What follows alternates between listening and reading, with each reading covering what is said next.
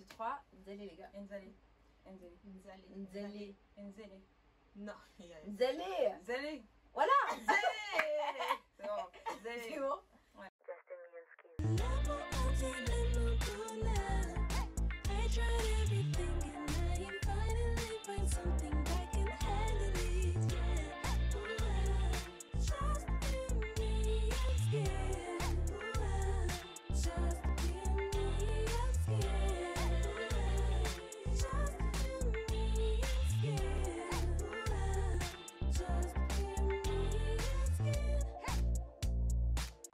Salut les gars! Salut les amis, j'espère que vous allez bien et bienvenue dans ce nouvel épisode de Just Me and Skin. Donc aujourd'hui, j'ai deux merveilleuses invitées qui vont nous rejoindre pour cet épisode très spécial. Mais juste avant de commencer, je vais vous laisser se présenter, chacune leur tour, et ensuite elles vont vous présenter un petit projet qu'elles ont. Comme ça, vous pourrez aller les suivre sur les réseaux sociaux. Ok, qui vont commencer? On va commencer puisque... Donc moi c'est Pauline, j'ai une vingtaine d'années. Mais je reste... Elle va pas dire son âge. Voilà, c'est ça. Je travaille dans une agence de tendance. J'aime la mode, le lifestyle, découvrir, apprendre, des voyages, tout ce qui est un peu basique. Voilà. Super. Et moi c'est Christelle, je vais pas dire mon âge non plus. Je travaille dans l'administration. Qu'est-ce que j'aime? J'aime aussi le lifestyle, j'aime sortir, les voyages, j'aime écrire et voilà. Donc nous du coup on a une chaîne YouTube et un Instagram qui s'appelle Jamais 203 où on partage en fait notre expérience en tant que jeune chrétien, jeune chrétienne. Pauline, vas-y, dis la suite. C'est un mélange de conseils, de versets qu'on publie sur Instagram. On fait des vidéos où on parle de son expérience en tant que jeune chrétien dans la vie de tous les jours. Et on met des playlists, de la musique, etc. Donc voilà, si tu veux un peu... chose de funky, cool en même temps chrétien, viens nous rendre visite. Ouais, n'hésitez pas à les suivre donc sur leur page Jamais 203. Donc je vais mettre juste en dessous le nom de leur page Instagram et YouTube. C'est le même nom pour YouTube bien sûr. Ouais, de toute façon. Ok, donc vous avez bien kiffé, vous avez deux expertes mode, voyage, lifestyle, God, etc. Et aussi elles étaient présentes dans le magazine de Col Mireille Magazine. Elles ont fait une interview, donc n'hésitez pas à aller la voir. Et si vous n'avez pas encore lu le numéro, n'hésitez pas à aller le regarder. Voilà, donc tout est fait. Alors aujourd'hui, on a un épisode vraiment spécial qui nous tenait à cœur. Donc le thème de la vidéo d'aujourd'hui, c'est comment faire... Non, c'est pas ça. Comment apprendre à s'aimer. Les nullards. Comment apprendre à s'aimer. Ouais. Comment apprendre à s'aimer. Bon, c'est un thème qui est super large, donc là on va pas le faire... On va vraiment avoir un peu une ligne directrice. On va essayer de vous donner un peu des tips, des conseils, mais aussi vous donner aussi notre point de vue et nos expériences pour vraiment partager et sortir les meilleurs conseils pour au final apprendre à mieux s'aimer, avoir un peu plus confiance en soi. Donc voilà, c'est un peu un résumé des vidéos que j'avais fait avant, mais c'est un peu plus précis parce que là on a aussi la notion quand même chrétienne qui rentre en jeu. Donc voilà, donc je suis très contente de partager cet épisode avec vous les filles. Et on va commencer tout de suite. Ok. Ouais. Donc déjà la première question que j'ai à poser aux filles qui sont avec nous aujourd'hui, c'est déjà quels sont les éléments qui font qu'on ne s'aime pas? C'est une question quand même assez vaste. Parce que souvent on se dit oui, comment je fais pour m'aimer? Du coup comment je fais pour m'aimer? Alors je devrais faire plus ça ou plus ça ou plus ça.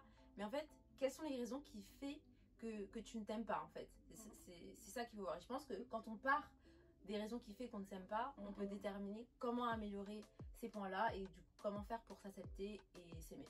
Ouais. Donc, est-ce que vous les filles, est-ce que vous avez des raisons, des choses que vous avez rencontrées dans votre vie qui ont fait que vous vous aimiez pas ou que vous acceptiez pas tel que vous êtes ou que vous n'êtes pas lancé dans un projet ou autre? Alors moi personnellement non, mais je pense qu'une des raisons qui peut pousser quelqu'un à moins s'aimer ou à ne pas s'aimer, c'est la comparaison. Si tu te compares à quelqu'un, je dis n'importe quoi, physiquement même. Tu vois, quand tu te compares physiquement à quelqu'un, c'est ça qui va en fait te renvoyer ce que tu n'aimes pas chez toi. Parce que cette personne-là, par exemple, elle va avoir un truc physiquement qui est mis en valeur par la société ou quelque chose, tu vois. Je dis n'importe quoi. Le fait d'être, je sais pas, fine ou d'avoir un cœur charnu, avoir des fesses ou des seins, je sais pas quoi, slim thick, comme on dit. Si tu regardes beaucoup... sur les réseaux sociaux, c'est les silhouettes qui sont un petit peu plus mises en avant ou celles qui sont valorisées. Et si toi tu te regardes et que tu corresponds pas à cette image-là, tu vas commencer à moins t'aimer, à moins aimer ton corps, etc. Donc moi je pense que la comparaison dans tous les domaines, là j'ai pris physique, mais ça peut être dans le travail, ça peut être peu importe, hein, c'est un fléau aussi qui pousse à ne pas t'aimer, je pense. Totalement. Moi je suis d'accord avec toi. Je pense aussi il y a le relationnel. Je pense aussi si tu rencontres tu peux rencontrer de bonnes personnes, mais c'est vrai que par exemple tu as un relationnel, tu as eu un échec, que ce soit une relation amoureuse ou même amicale, peu importe, ça peut avoir un impact sur toi parce que tu peux te dire dans certaines circonstances comment ça se fait que ça n'ait pas fonctionné, que ce soit de manière amicale ou amoureuse, hein, peu importe.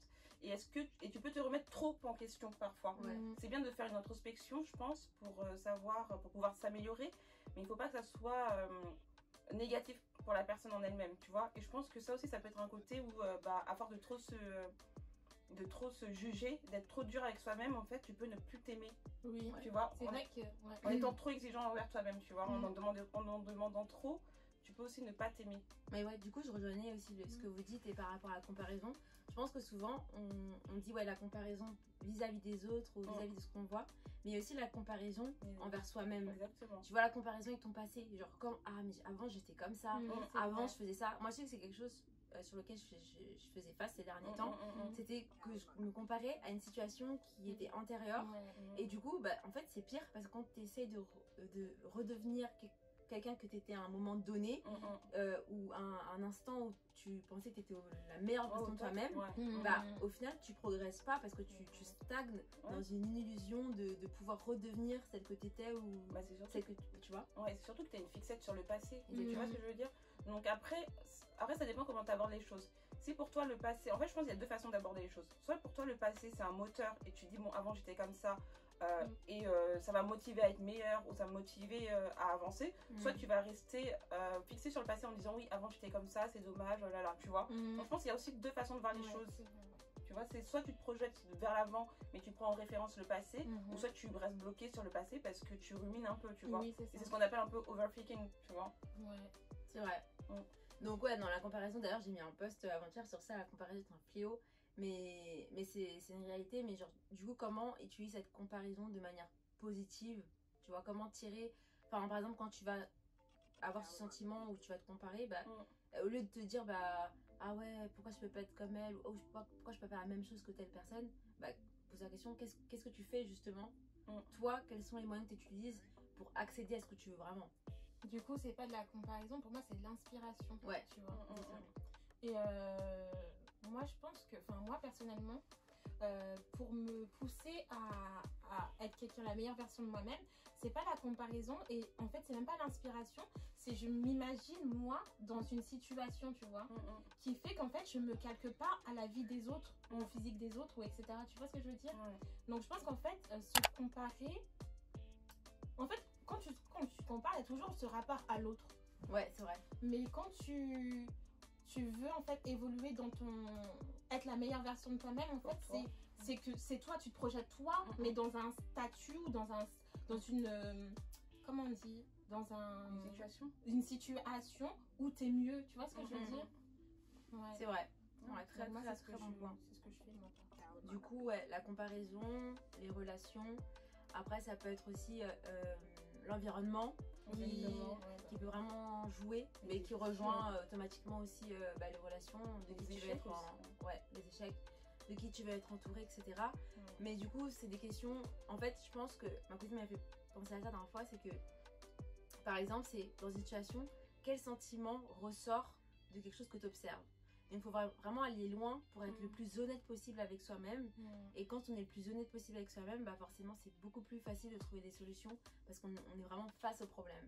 Mais tant qu'on se ment un peu à soi-même, non je suis pas comme ça, non je suis pas orgueilleuse, non j'envie pas à telle personne, non je suis pas... c'est vrai, je suis d'accord. Parce qu'on sait que c'est une mauvaise chose, donc du coup on le refoule, mais au final c'est peut-être pas plus mal d'accepter que oui à ce moment-là j'ai ce sentiment de jalousie, oui à ce moment-là j'ai ce sentiment où j'envie telle personne, oui j'étais orgueilleuse, et là on peut avancer. Donc je pense que c'est aussi une manière de pouvoir s'aimer et du coup de se revaloriser quoi.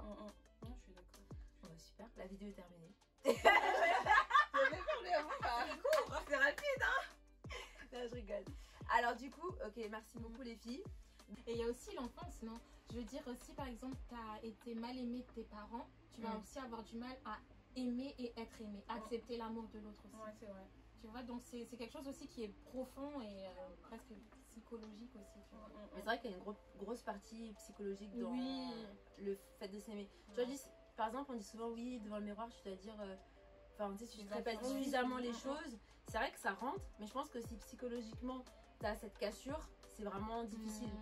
Comme tu dis, bah, l'enfance, l'amour que tu as reçu ou que tu n'as pas reçu, ou l'amour que tu recherches constamment aussi. Oui. Il y a, enfin, qui va directement avec. Parce que des fois, des gens, ils ont tout l'amour du monde, mais ils vont rechercher. Ils vont courir après l'amour. Alors que c'est l'amour, c'est Dieu.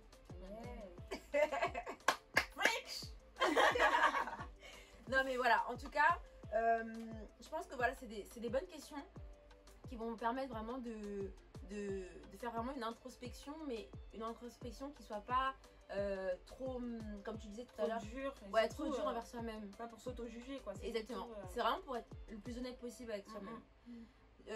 Du coup, est-ce que toi, Pauline, t'as déjà fait face à des moments où tu te sentais pas forcément bien avec toi-même ou pas en accord ou autre? Bah après, moi, je suis quand même quelqu'un de base qui s'aime. Faut le dire, hein.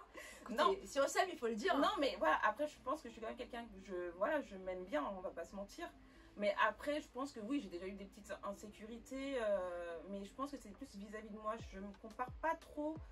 Je suis pas de nature à me comparer aux gens, mais après, je pense que c'est mon côté introverti. On dirait pas que je suis introvertie, mais je suis introvertie. Et c'est vrai que j'ai ce côté, du coup, où je suis plus tournée vers moi-même que tournée vers les autres, dans le sens où je fais vraiment attention à ce que font les autres, etc. C'est-à-dire que si t'es pas vraiment dans mon cercle social, je vais pas trop faire attention à oui, telle personne a réussi dans la vie, telle personne a fait ici, tu vois. Donc c'est l'éducation aussi. Et donc du coup je pense que ça joue en fait. Et puis après oui, on a une éducation où on nous a quand même pas mal boosté aussi, où vous êtes intelligent, vous êtes comme si. Même quand je vois mon frère comment on le sauce trop, tu vois. Donc c'est vrai que les parents ils font pas attention, mais c'est des vieux trucs où ils vont dire ah regarde comment ton frère fait, ah regarde. Tu vois, pour eux c'est ils pensent que ça va t'aider, mais au final pas forcément positif. Après du coup je pense que plutôt les insécurités c'était moi je sais que pour moi par exemple mon goal c'est d'avoir un bête de job et tout ce genre de choses. Donc c'est vrai que moi j'ai eu quelques insécurités quand j'avais du mal à trouver un emploi, etc., que c'était galère et que justement comme tu le disais, tu dis ouais j'ai fait tu te compares par rapport à ce que tu faisais avant et je me disais oui quand même j'ai fait telle entreprise, j'ai fait ça, etc., je suis passée par là. Donc je comprenais pas, c'était plus de l'incompréhension, on va dire ça comme ça. Donc c'est vrai que et du coup ça a un peu joué sur est-ce que je suis vraiment à la hauteur des postes par exemple pour lesquels je postule. Donc tu vois, ça avait ce genre de petites choses, mais après c'est vrai que il faut remonter la pente. Tu peux pas rester bloqué sur une situation qui est négative. Après ça dépend de ta personnalité. Est-ce que tu as quelqu'un qui a besoin d'être entouré et on a besoin de te booster pour que tu aies plus confiance en toi, donc là ça va être un peu plus problématique parce que si tu n'as personne autour de toi, ça va être compliqué. Ou est-ce que tu es quelqu'un qui t'auto-suffit, donc tu arrives à te dire ok là ça fait une semaine que je suis pas bien, il est peut-être temps que je prenne confiance en moi et que j'avance. Donc moi c'était plus cette situation là où vraiment j'ai eu quelques insécurités quoi. Moi comme je disais tout à l'heure, franchement je pense que la comparaison c'est quelque chose qui m'a toujours suivie et je sais pas pourquoi. Enfin, quand j'étais plus jeune je me comparais beaucoup mais pour des trucs inutiles et puis après la comparaison elle est vraiment partie vraiment quand j'ai rencontré Jésus. Genre vraiment je me comparais plus, etc. Et en fait je me suis rendu compte il y a pas longtemps qu'en fait elle était jamais vraiment partie.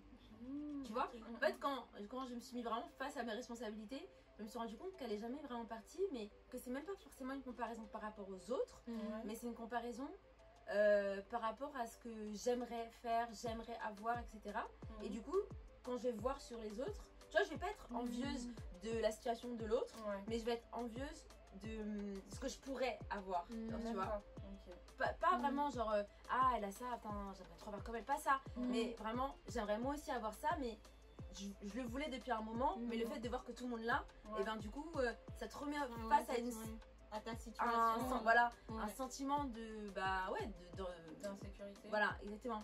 Et du coup je me suis dit en fait la comparaison on travaille dessus, enfin c'est quelque chose sur lequel on travaille, du coup pour pouvoir travailler dessus, il faut déjà être honnête avec le fait que tu peux avoir ce sentiment-là. En fait, moi, je pense que la volonté de Dieu, elle est souveraine. Dans le sens où Dieu, en fait, il sait en fait par quel chemin on va aller. Et nous, des fois, on va se dire, oh, je regrette d'avoir fait ci, ou je regrette d'avoir fait ça. Je regrette de ne pas avoir fait ci ou ça. Mais en fait, le chemin sur lequel on était, en fait, Dieu, il savait qu'on allait prendre ce chemin. Et qui va nous amener quelque part là où il veut qu'on soit. En fait, c'est un peu comme un GPS, tu vois. C'est un peu... Non mais c'est vrai, c'est un peu comme si c'était un GPS. C'est comme si Dieu c'était un GPS et des fois tu te trompes de chemin. Mais le GPS il va te rediriger, tu vois ce que je veux dire?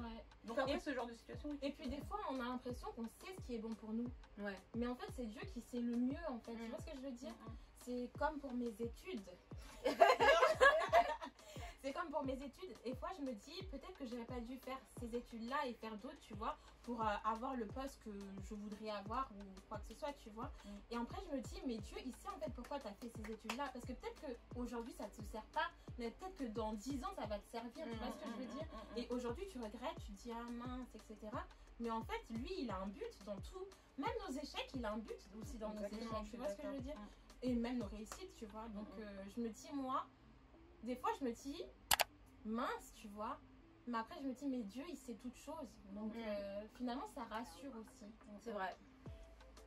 C'est vrai, c'est vrai. Là, ça découle de la confiance. Ouais, de la confiance en Dieu aussi. Ouais. Totalement. Parce que j'avais regardé une vidéo sur YouTube où il disait qu'en fait, il y a deux volontés. En fait, il y a la volonté souveraine de Dieu. C'est-à-dire que de toute façon, il sait où tu vas aller, il sait par quel chemin tu vas passer, etc. Et il y a aussi notre libre arbitre, tu vois. Mais de toute façon, peu importe ton libre arbitre, là où Dieu veut te ramener, il va t'y ramener. Tu vois ce que je veux dire? Peu importe le chemin, même si tu es allé à gauche alors qu'il fallait que tu ailles à droite, et que le chemin de Dieu, il est tout droit, à un moment, il va te ramener là où tu dois être. Et ça rassure de se dire qu'on n'est pas seul, en fait, à marcher, à chercher. Ouais, c'est ça. C'est vrai, t'as raison. Donc ça sert à rien de, grosso modo, pour résumer tout son discours, ne vous comparez pas. Non, c'est pas que vous ne comparez pas, c'est... Faites confiance à Dieu. Faites confiance à Dieu, tu vois. Et les regrets, en vrai, ça te plombe plus qu'autre chose, en fait. Ah ouais, non, mais les regrets, c'est pire. C'est le pire, hein, je pense. C'est vraiment... les regrets, c'est... Moi, franchement, j'ai pas de regrets, je pense, dans ma vie. Moi, j'essaie de pas en avoir. Donc, j'essaie de pas en avoir. J'ai horreur de ça, des regrets. Bah, le problème des regrets, c'est que ça te fait ruminer, quoi. Ouais. Donc, ça te fait des et si. C'est ça le problème. Ouais, mieux faire, et après, même tant pis si tu te prends une claque, au moins t'as fait. De manière générale. De toute façon, la Bible, elle nous encourage à être audacieux. Hein. Il y a un truc que j'avais écrit, que j'avais vu, c'était quoi? C'était une opportunité de Dieu sans audace, et bah, c'est vain, tu vois. Si Dieu te donne une opportunité, mais que tu n'es pas assez audacieux, aussi courageux pour la saisir, ça sert à rien, tu vois.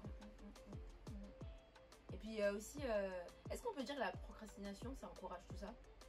Genre, tu sais, quand tu restes juste là en mode... remettre à demain? Ouais, bah remettre à demain, ouais, rien faire en fait. Genre, juste attendre que ça se passe. Ou ne pas donner les moyens, comme tu dis, ne pas être audacieux finalement. Ouais, après, la procrastination, pour moi, ça a deux sources. C'est soit le manque de confiance en toi, parce que tu dis, moi, je vais le faire demain. Aujourd'hui, en fait, tu te sens pas de le faire, parce que tu n'as pas confiance en toi. Donc, ton excuse, c'est non, mais tu trouveras toujours une excuse pour pas le faire. Ou soit tu as juste la flemme. Ouais, c'est ça, laziness. Pour moi, c'est les deux. C'est les deux. Donc, après, il faut savoir qu'il y a des personnes qui ont peur de dire non, puisqu'en disant non, en fait, ils ont l'impression de donner la possibilité d'être rejeté, en fait, et de pas être accepté.